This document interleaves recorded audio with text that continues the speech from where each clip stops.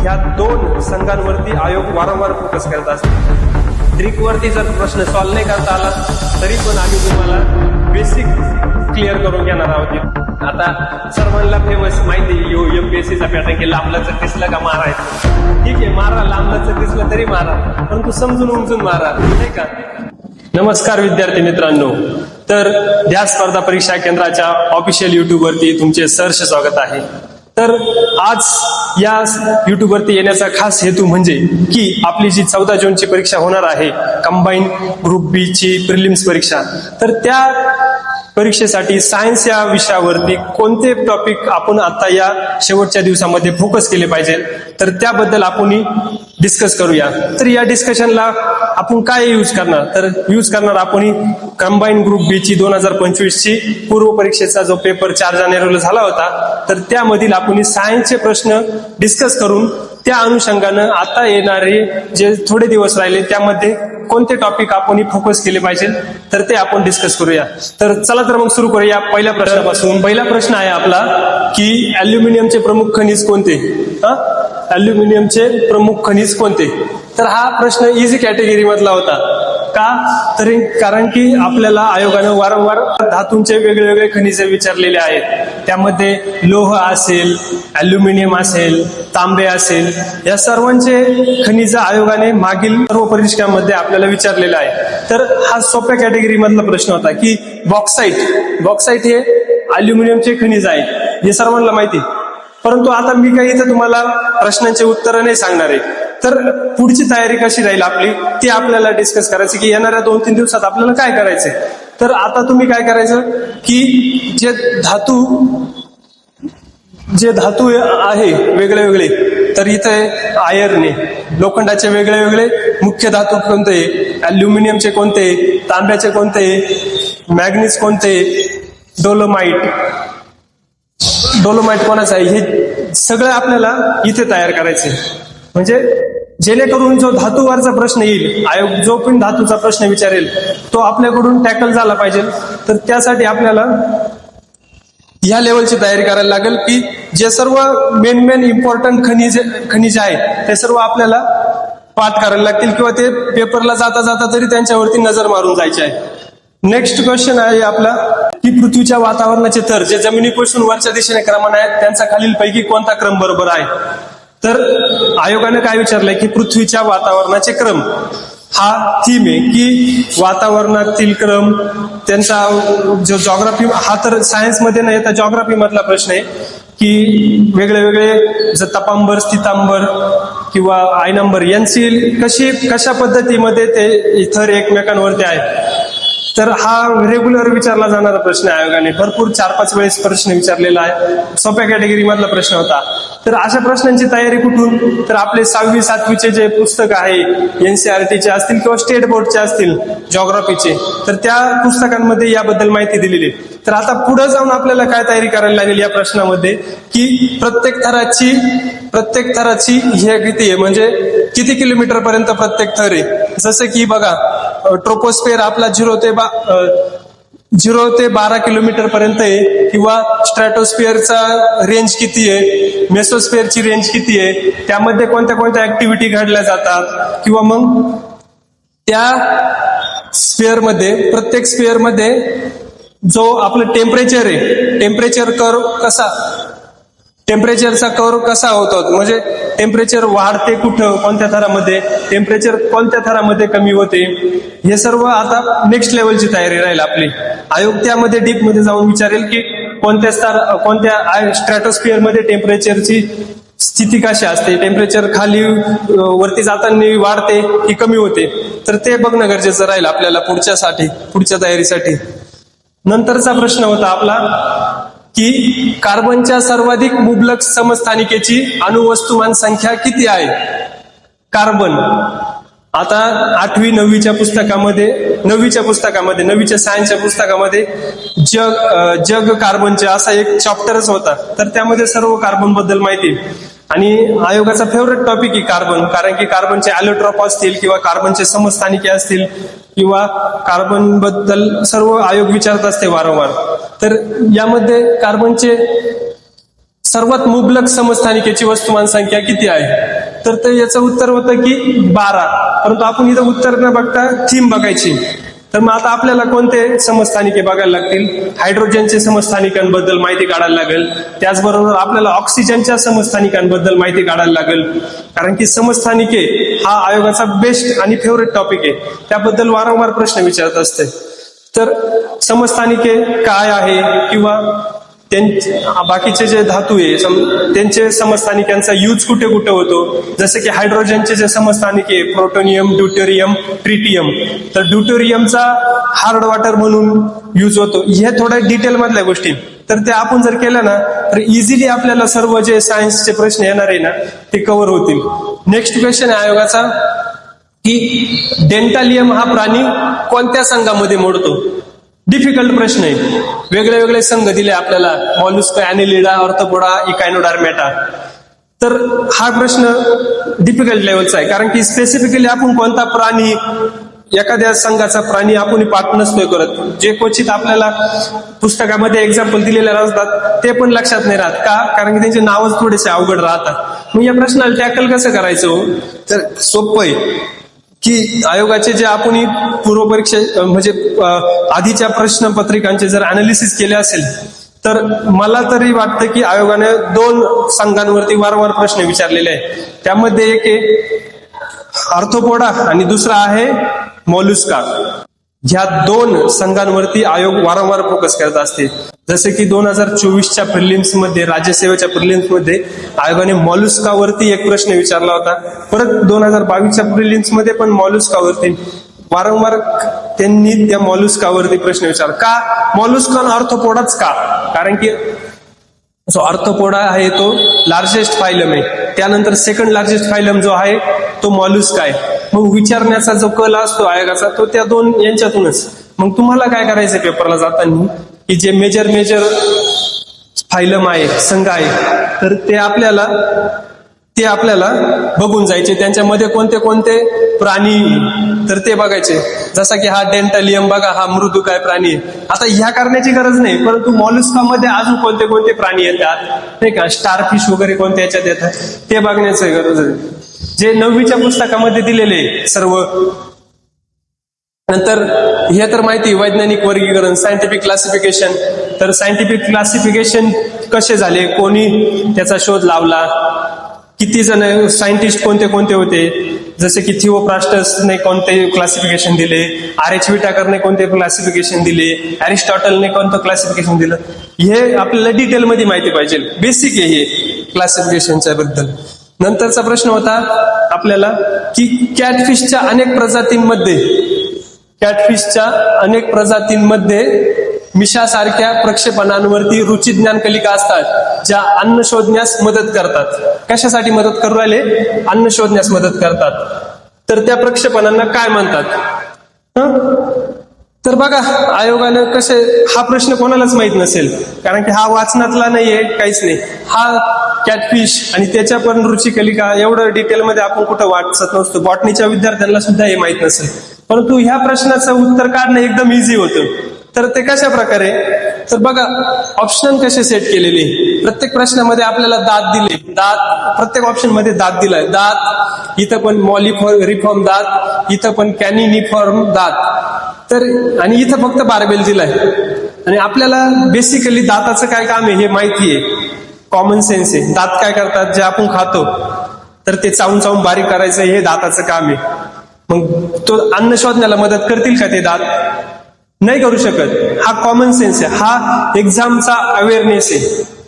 तर एक्झाम मध्ये एकदम प्रश्न बघितला आणि गडबडून जायचं असं पण नाही करायचं. हा एक्झाम अवेअरनेस पण, प्रश्न जे येते नाही ते पण तुम्हाला आन्सर येऊन जातील. त्यासाठी पण ते तुम्हाला मदत करतील. तर असे प्रश्न पण आपण टॅकल करू शकतो या बघ. नंतरचा आपला प्रश्न आहे की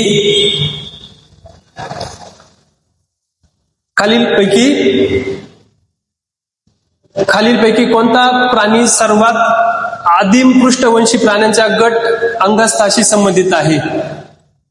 प्रश्न वाचताना थोडासा अवघड वाटतोय नाही का? मग की स्कॉलिडिओन, रॅटस, पॅट्रोमोझॉन, लोरिस, हे सगळे नावं थोडेसे विचित्र नाव आहे. आपण कधी वाचले तरी आपल्या लक्षात नाही राहते. फक्त सायन्स नाही, आपल्याला बाकीचे पण विषय राहतात, त्यांचे पण पाठांतर करायचं. त्यामुळे प्रत्येक गोष्ट आपण डिटेलमध्ये नाही करू शकत. मग कधी कधी असे जर प्रश्न आले टफ कॅटेगरीचे, तर तुम्ही हे प्रश्न स्किप पण करू शकता. आपल्याला सगळे 15च्या 15 प्रश्न बरोबर नाही आणायचे. 10 ते 12 जरी प्रश्न आले बरोबर तरी आपण म्हणजे तो एक्झामचा कॉन्शियसनेस पाहिजे की मला प्रश्न कोणता करायचा आहे, कोणता नाही करायचा आहे. तर या अशा प्रश्नांना तुम्ही स्किप जरी केलं तरी योग्य आहे, काय अडचण नाही. नंतरचा प्रश्न आहे की वनस्पती गटाचे योग्य उदाहरण जोडी जुळवा. आता हा बेसिक प्रश्न आहे. हा प्रश्न सर्वांना सुटायला पाहिजे होता. याचं उत्तर नाही सांगणार आहे मी, पण याची थीम सांगतो मी की काय होतं. उत्तर सर्वांना माहिती आहे, आयोगाने आन्सर की पण दिलेली आहे, पण आपल्याला थीम समजणं गरजेचं आहे की वनस्पती गट दिले आणि उदाहरण दिले. तर वनस्पती गट हा आयोगाचा फेवरेट टॉपिक आहे. टेरिडोफायटा असेल, अँजिओस्पर्म असेल, जिम्नोस्पर्म असेल किंवा मग ब्रायोफायटा असेल, या सर्व घटकांवरती पूर्वी पण प्रश्न विचारले आयोग, यानंतर पण प्रश्न विचारणार आहे. आणि प्रश्न विचारण्याचा बघा, पहिलं काय करायचे, ते फक्त काय करायचे की टेरिडोफायटा या गटातील वनस्पती कोणत्या ते सांगा. परंतु आता काय केलं, थोडा डिफिकल्टी लेवल वाढवली की प्रत्येक एक गट दिला, वनस्पती गट, आणि त्यामधले प्रत्येकाचं उदाहरण दिलं आणि त्याच्यात पण त्याने आपल्याला जोड्या लावायला लावल्या. पहिलं काय सांगायचे की एखादं समजा नाव द्यायचे आपल्याला, सायकसिया कोणत्या वर्गात येतं, सायकसिया कोणत्या गटात येतं, खाली 4 ऑप्शन द्यायचे, गटाचं झालं, संपलं, तेवढंच राहायचं. परंतु आता आपल्याला थोडं डिटेलमध्ये जाऊन नाही का, एक 1 स्टेप अहेड जाऊन आयोग विचारतय. तर आपल्याला पण त्या पद्धतीची तयारी करायची. तयारी काय नवीन नाही करायची. जे गट आहे त्यांचे आपल्याला 3-3, 4-4 उदाहरणं जे स्टेट बोर्डमध्ये दिलेले तर ते बघायचे. ते पाठ कसे करायचे, पाठ करायला सोपं आहे. त्यांचे जे चित्र दिलेले असतात आपल्याला, ते चित्र बघत राहायचे कंटिन्युअसली, तर आपोआप लक्षात राहून जातं. जसं की थॅलोफायटामध्ये शैवाल येतं, त्याचे उदाहरण आहे स्पायरोगायरा, कॅलेडोमोनास, स्कारा वगैरे, किंवा ब्रायोफायटाचे 4-5 उदाहरण आहे, जिम्नोस्पर्मचे कोणते उदाहरण आहे, अँजिओस्पर्मचे कोणते उदाहरण आहे, हे सगळे जर केले आपण तर आपल्याला अशा प्रकारचे प्रश्न टॅकल होतील. त्यामध्ये काहीच अडचण येणार नाही. नंतरचा प्रश्न होता आपला की संपूर्ण झाडाची वाढ खुंटणे, संपूर्ण झाडाची वाढ खुंटणे, पानाचा गडद हिरवा रंग, ज्यात विकृत व मृत ऊतींचे लहान भाग असतात, हे फॉस्फरसच्या कमतरतेचे कोणते लक्षण आहे. बघा, प्रश्न विचारण्याचा पद्धत बघा काय. पहिले आयोग काय विचारायचं की फॉस्फरसच्या कमतरतेमुळे काय होते, बस एवढंच विचारायचं. तर आपण सांगायचो की संपूर्ण झाडाची वाढ खुंटते, पानाचा गडद हिरवा रंग असं. परंतु आता काय विचारतंय की रोग कोणता आहे, म्हणजे त्या रोगाचं स्पेसिफिक नाव काय, तर ते आयोग विचारून राहिले नाही का. म्हणजे टॉपिक तोच आहे, मुद्दे तेच आहे, परंतु विचारण्याची पद्धत वेगळी. मग तयारी कशी करायची, तयारी बदलायची का आपली असे प्रश्न बघितल्यावर, नाही. तयारी तीच करायची की जे आपण इथं या चित्रामध्ये तुम्हाला दिसतंय की जे इम्पॉर्टंट इलेमेंट्स झाडाला लागतात, जसे की 17 इलेमेंट्स आहे टोटल. 17 त्यामध्ये प्रायमरी एलिमेंट्स कोणते, सेकंडरी एलिमेंट्स कोणते, मायक्रोन्यूट्रिएंट्स कोणते, हे सगळे महत्वाचे. Primary CHO, carbon, hydrogen, oxygen, परत फॉस्फरस, पोटॅशियम, सल्फर, हे सगळे, आणि त्यांच्या कमतरतेमुळे झाडांवरती काय परिणाम होतात, त्यांचा सोर्स काय, हा एक आपल्याकडे चार्टच तयार पाहिजे. तो चार्ट जर असला ना, दररोज तो चार्ट बघायचा, तरी तो आपल्याला एक प्रश्न आपला सुटून जातो. कारण की प्रत्येक परीक्षेला जसे की गव्हाचा तांबूसपणा कशामुळे होतो, किंवा भुईमुगावरती जो काळ्या टिपक्यांचा रोग पडतो, टिक्का, तो कशामुळे पडतो, किंवा ॲग्मिना टिट्रेसी काय आहे वगैरे, हे सगळे प्रश्न आयोगानं वारंवार विचारलेले. आपल्याला थीम माहिती, फक्त आपली प्रिपरेशन त्या गोष्टींची झाली पाहिजे, नाही की इकडं तिकडं भरकटून वेगळे प्रश्न करण्यापेक्षा थीम फिक्स आहे. नंतरचा आपला प्रश्न आहे की बघा, त्याच लाईनवरती परत प्रश्न आला आपल्याला की वनस्पतींना कॅल्शियम चयापचनासाठी कोणत्या खनिजाची आवश्यकता असते. कॅल्शियम चयापचनासाठी कोणत्या खनिजाची आवश्यकता असते, तर खनिज, आणि त्यामध्ये आता मायक्रोन्यूट्रिएंट्स वरती प्रश्न गेला.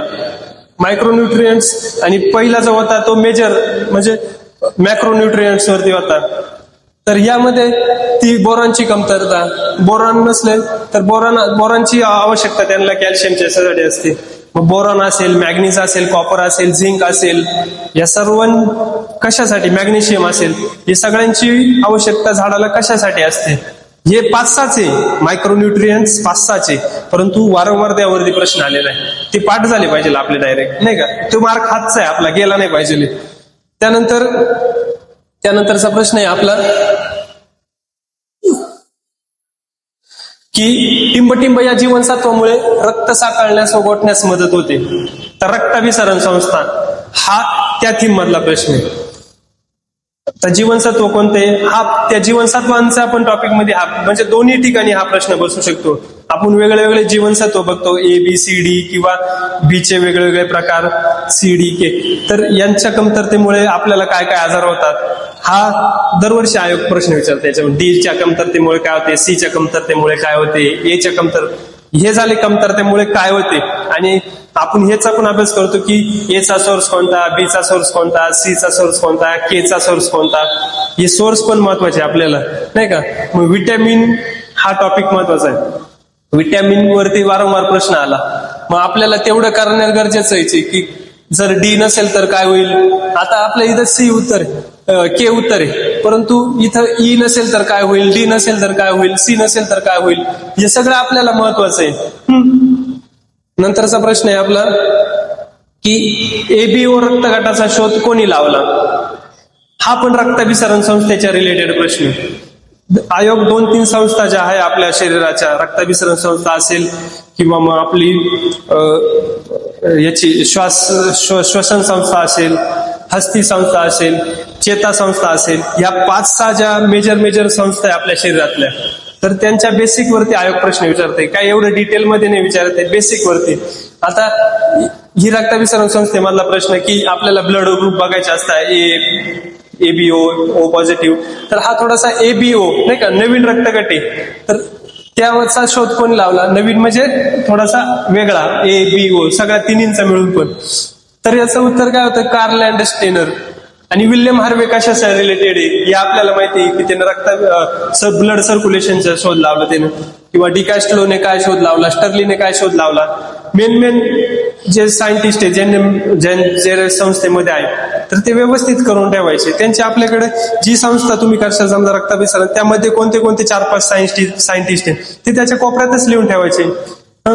किंवा श्वसन संस्था करशाल तर त्यामध्ये कोणते 2-3 सायंटिस्ट असतील, त्यांचे नाव आपल्या त्या श्वसन संस्थेच्या टायटलच्याच कोपऱ्यात लिहून ठेवायचे. कारण की काय, यावरती प्रश्न येत आहे ना, तर ते आपले टॅकलच झाले पाहिजे, सुटला नाही पाहिजे हा प्रश्न.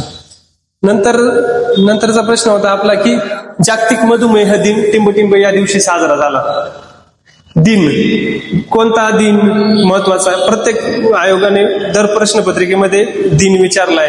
तर त्यामध्ये इम्पॉर्टंट दिन आहे. विज्ञान दिन कधीचा आहे, किंवा राष्ट्रीय तंत्रज्ञान दिन कधीचा आहे, किंवा मग आजारामध्ये बघितले कर्करोग दिन कधीचा आहे, पृथ्वी दिन कधीचा आहे, जागतिक पर्यावरण दिन कधीचा आहे, ओझोन दिन कधीचा आहे, एड्स डे कधी आहे. हे म्हणजे जे विषय चर्चेत राहतात न्यूजपेपरमध्ये पण या दिवसांबद्दल, या इम्पॉर्टंट डेज बद्दल येतं, तर ते आपण आपल्याकडे लिहून ठेवायचे प्रत्येक महिन्यावाईज की या महिन्यात कोणते इम्पॉर्टंट डे. भरपूर डेज आहे पण आपल्याला सर्वच्या सर्व करायचे का नाही, दररोज काही ना काही डे. आपल्याला कसे बाकीचे डेज याद लक्षात राहतात, व्हॅलेंटाईन डेज वगैरे, मग हे का नाही लक्षात राहत, हे पण लक्षात राहिले पाहिजे, कारण की हे आपल्याला मार्क देणार आहे. तर इम्पॉर्टंट डेची आपल्याकडे लिस्ट काढून ठेवा. तर त्यानंतरचा प्रश्न होता आपला की खालील विधाने बरोबर की चूक ते सांगा. आता थोडा हा प्रश्न आपला वारंवार येण्यात टॉपिक मधलाच आहे, परंतु आयोगाने थोडा याची लेंथ वाढवली, थोडा याला डिफिकल्ट केला. पहिलं काय करायचे, जो विद्युत चुंबकीय पट्टा आहे तर त्यामध्ये फक्त त्याची रेंज वगैरे विचारायचे. जो हा पट्टा आहे, ह्या विद्युत चुंबकीय पट्ट्यावरती भरपूर वेळेस प्रश्न आलेले, परंतु प्रश्न विचारण्याची पद्धत बदलवली आयोगानं, थोडा लेंथी केलाय प्रश्न. पहिले आपल्याला ABCD असे 4 विधानं दिले, त्यानंतर ते 4 विधानं चूक की बरोबर आहे ते पण आपल्याला व्यवस्थित इथं सांगायचे. असं हे नाही दिलं त्यानं ऑप्शन की 1 बरोबर 2 बरोबर असं. तर थोडासा डिफिकल्ट आणि लेंथी प्रश्न डिफिकल्ट नाही पण लेंदी प्रश्न केला. याचं उत्तर काढणं सोपं होतं, कारण की आपल्याला माहिती जे काही किरण आहे तर त्यांच्यावरती कोणताच भार नसतो, कोणतं त्यांच्यावरती चार्ज नसतो, ते न्यूट्रल असतात किरण. भार हा कोणावरती असतो? इलेमेंट वरती असतो. तर हे बघा त्यानं काय म्हणलं की क्ष किरणांच्यावर ऋण भार असतो, म्हणजे सी तर चूक आहे आपलं, सी चूक आहे. एकाच याच्यावरून आपलं पूर्ण उत्तर बरोबर येते, ऑप्शन ए. बेसिक नॉलेज येते आपल्याच्या या पूर्ण इलेक्ट्रोमॅग्नेटिक स्पेक्ट्रम आहे ना, याच्यातली कोणती पण वेव्ह घ्या तुम्ही, radio wave, microwave, infrared, visible, ultrawave, x-ray, gamma, यांच्यावरती चार्ज नसते, चार्जलेस असतात, हे न्यूट्रल असतात.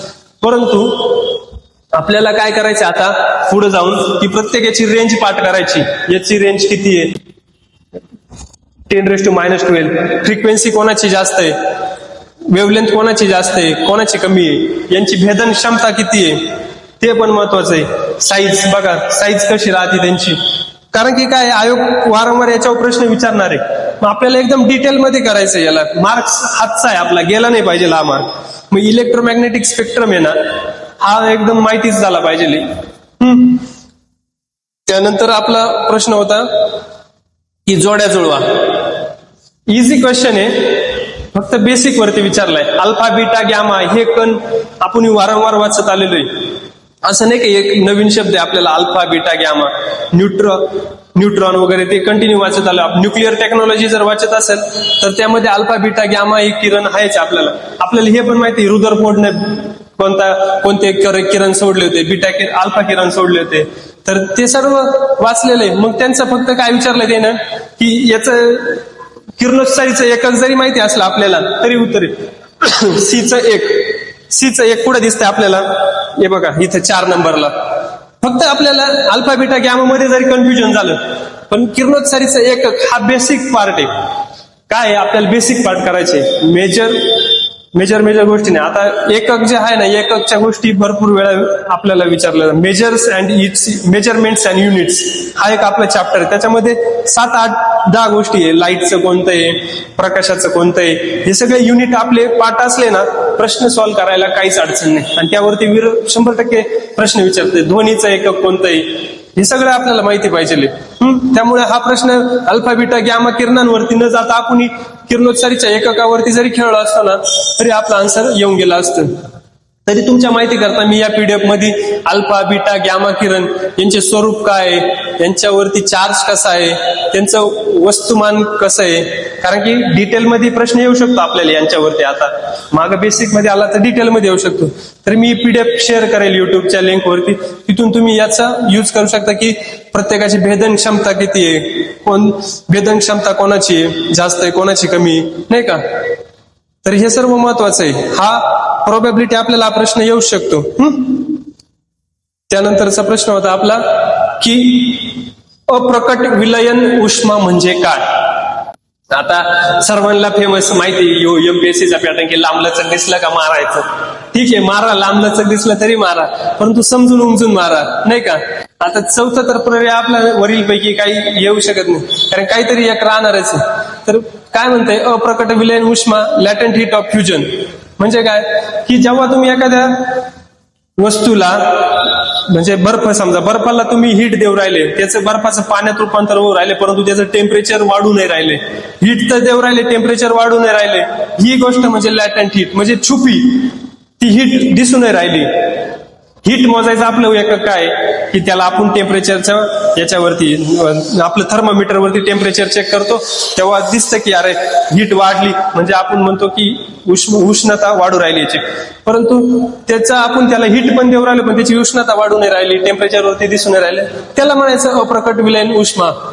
परंतु हे कसं आहे, बेसिक कन्सेप्ट आहे या.